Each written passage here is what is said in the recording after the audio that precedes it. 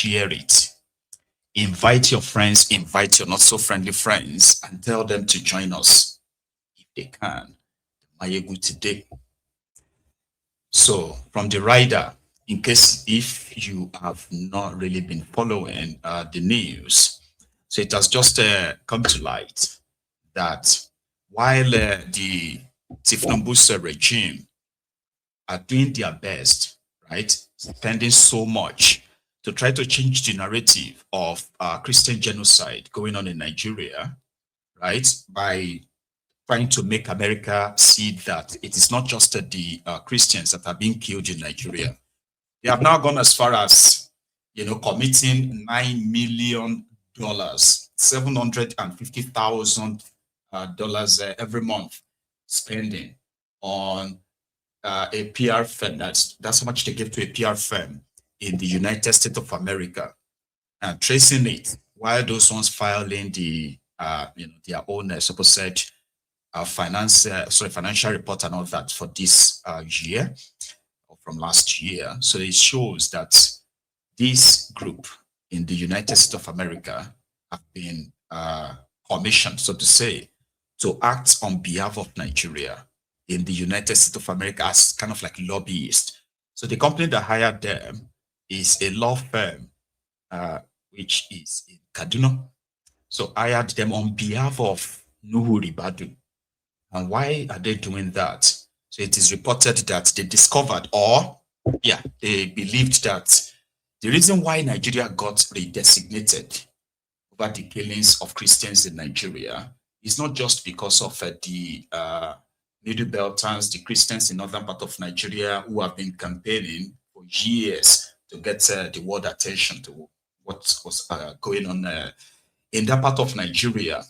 So they said they discovered that the real power behind the focus of the United States on Nigeria is that of the IPOB. How? So the Nigerian government claimed that they figured out that IPOB paid 66,000 US dollars to a US lobbyist kind of firm, to group, to help report the killings going on in eastern part of Nigeria, right, committed by the Nigerian government, okay, to help them lobby the American government to help designate Nigeria, not only that, to sanction Nigeria, sanction Nigerian officials. So because of this, to counter the IPOB, they have decided to spend $9 million to tell the world, or to tell the Americans rather, that there is no Christian genocide going on in Nigeria. The conversation is all over the place right now. Like, why would you commit such a fund towards just a narrative that you could easily just change by committing to protecting the lives and the properties of Nigerians who are come under the attacks of these terrorists? $9 million, 18.5 billion naira. But he has something to say on that, though. Let's start with this. For lobbies. Now, lobbying is a standard, tested, old tradition within the American system. And the whole idea of lobbying is that you want your side of the story to be heard. So if Biafra, the people promoting Biafra, if they are going to the US and they are paying how much? $60,000 to sell their own story, that Igbos are being marginalized and persecuted in Nigeria, and that the idea of a Republic of Biafra will be a good proposition. I think it makes sense that the Nigerian government too is in that space. It's not about the money. It's about the fact that the Nigerian government wants to be heard so that there's not just one voice in the room.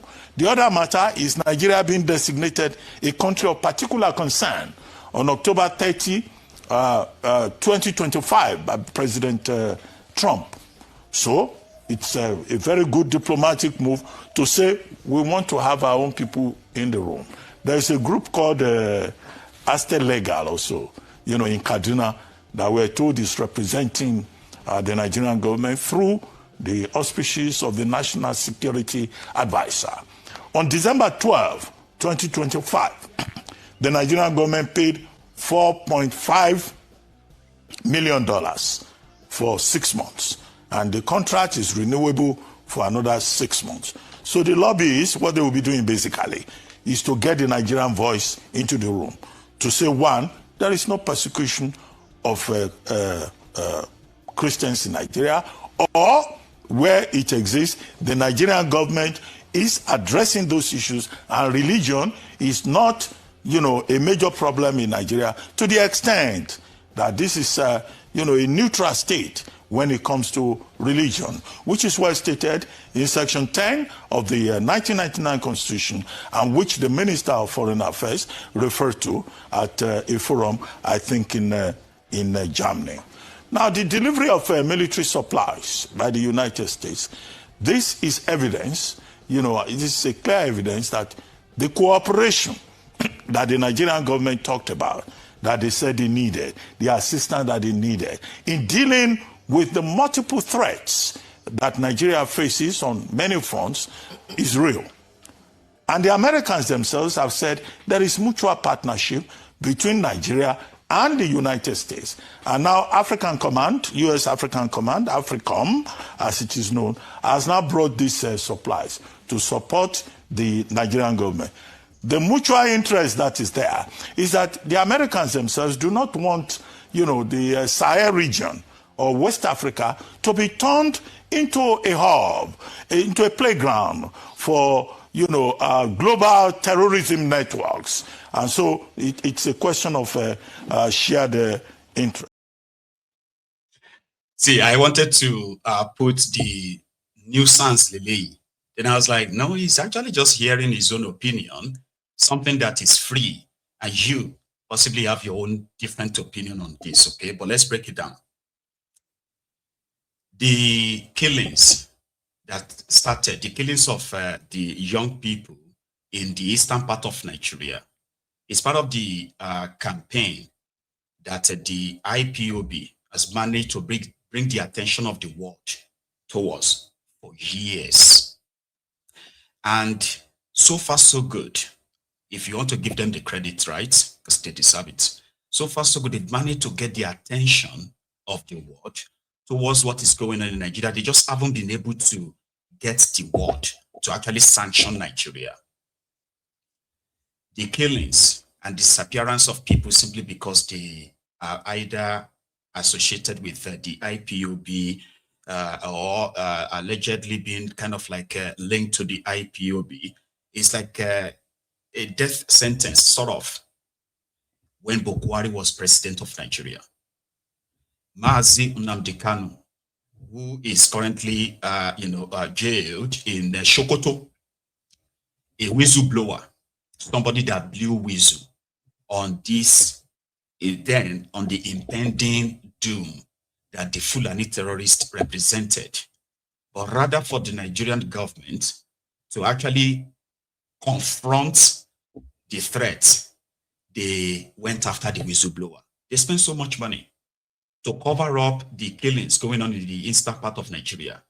I am one of those who have always been like talking about it, because to some, those who were killed extrajudicially in the eastern part of Nigeria under Buhari, right? They don't really matter to them, but they do, because there are those who actually care, the families, the loved ones, right? Who suffered this indignation. Listen, a woman was arrested, a woman and her husband, they were both arrested in Enugu in 2021 or thereabouts. Guess what was her offense? Alleged offense. They said he sold food in a canteen that people walk into. They said she sold food to the IPOB members, and they locked her up. No court trial, no nothing. They separated her from her husband. He died last year or thereabouts. Yeah, she died. There are people like, there are victims like that whose voice have never been heard and not to ever be heard. Because Buhari and his gang at the time, they justified what they called a clamp down on the dots. So you probably see it as nothing, even if you're an Igbo man or woman who possibly feels like, yeah, your supposed compatriots deserved that. There is still some people that knows that no, that is so wrong, because it is the same government that pretended or sort of like criminalized self-determination. It is the same government that is doing everything within its power to legalize terrorism in Nigeria by compensating the terrorists right before our very eyes. You see? So, outside Nigeria, there are those who are listening. So, yeah, they possibly influence what later became the situation of redesignation of Nigeria as a country of particular concern. And it's worth it because the problem persists, the persecution continues. The same governments of the same political, different government of the same political party continue to champion the supposed interest of this murderous terrorist. $66,000. That's how much Nigeria aired that IPOB paid lobbyists in America to get the Americans, right, to redesignate Nigeria as a country of particular concern, which possibly is not wholly true, right? But yeah, could also be a factor. So, would you rather confront the problems in this regard, right? Bring the terrorists who have been terrorizing the people into book in order for you to cancel the supposed narrative of Christian genocide in Nigeria? Well, it is Nigeria, and these rogues, they would rather throw money at it.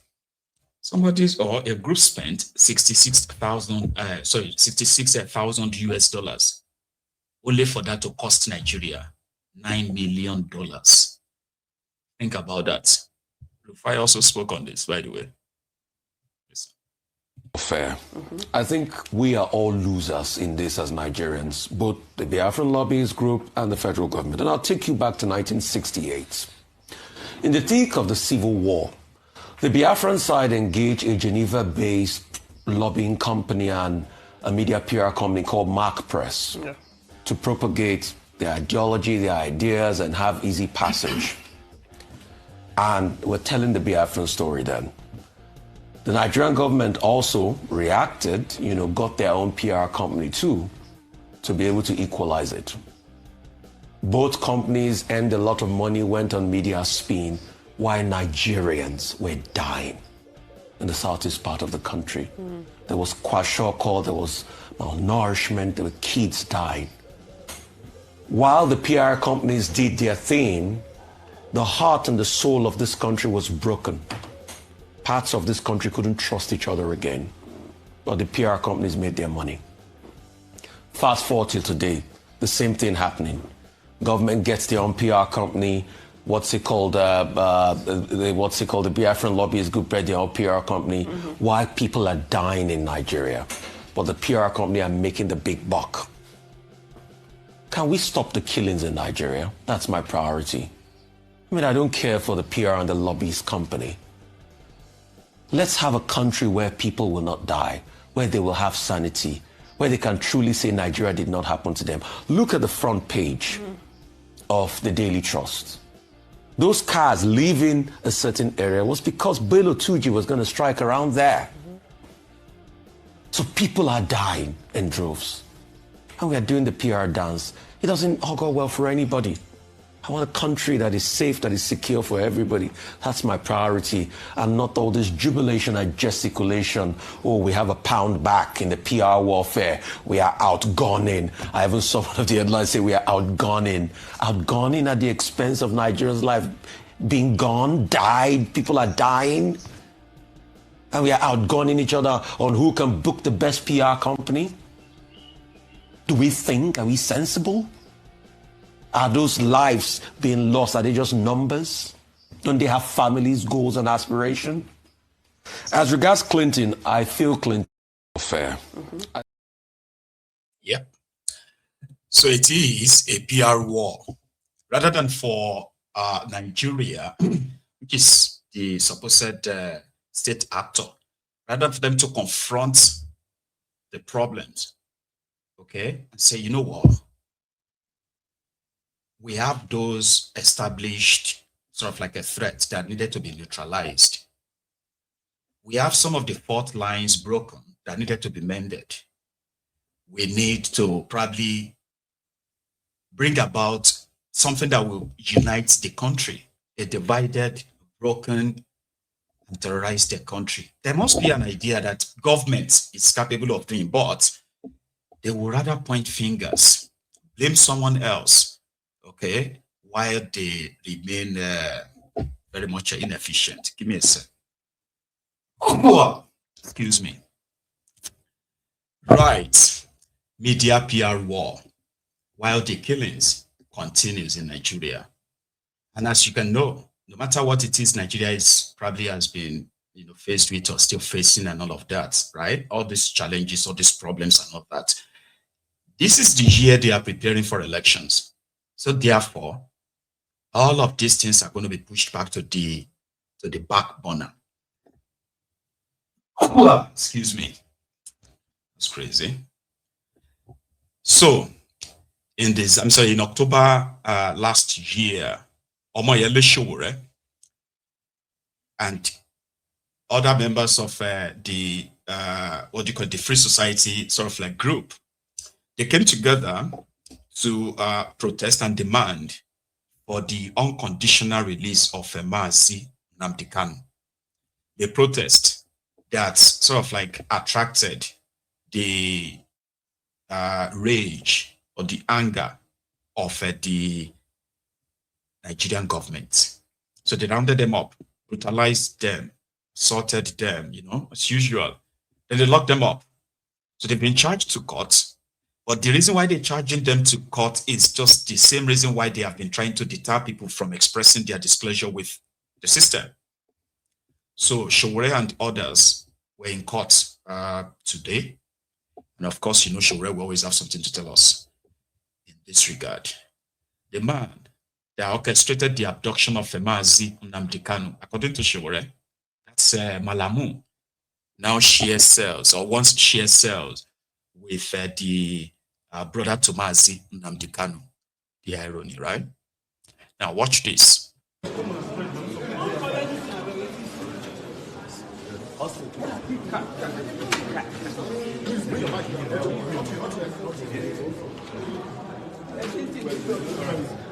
Yes. Wait. Down. Mike. We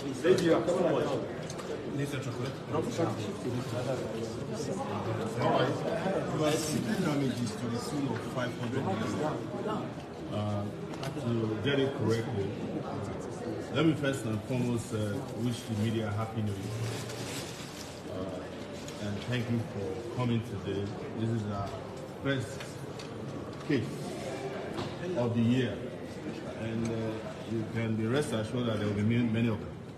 So we encourage you to make sure that you help attend these cases and document them for history. Today's case relates to the consistent violation of my rights by the Nigerian police. So I decided last year, when I've had enough, to sue the IGP of police, the illegal IGP of police, in his personal capacity, and also sue the Ministry of Justice and the CP of Abuja. And we are seeking damages. It's not 500 million. The first is 200 million naira, and there's a separate 1 billion naira. This is small compared to what these guys have done to me in terms of physical harm. In some cases, they even tried to assassinate me inside the cell at the FID. All these things were all covered. So I decided to sue them after I was arrested illegally, after the criminal Kanu protest we did in October of 2025, in which, as you all know, the police arrested us for exercising our fundamental human rights. It turns out that this particular court was where they came to seek the order to stop us from participating in the protest. But the judge, in his wisdom, said, well, you can ask for a certain area not to be touched, but I cannot prevent people from protesting. I was after the protest, I was haunted all over Abuja. They were shooting at me. You saw it. And they arrested some people on the day of the protest. I went to the police station to get their bail. They refused their bail. And after I came to court, they then arrested me right here in front of